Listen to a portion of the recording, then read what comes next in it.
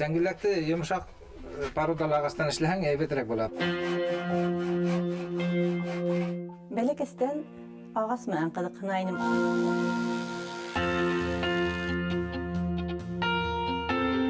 Уйлádым да ҡабыҡ нисек эшләргә булдым.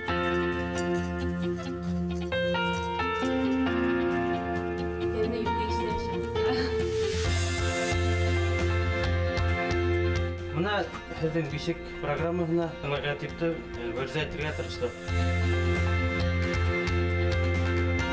Ҡурайҙы орнамент итеп төшөрөп ҡуйҙым.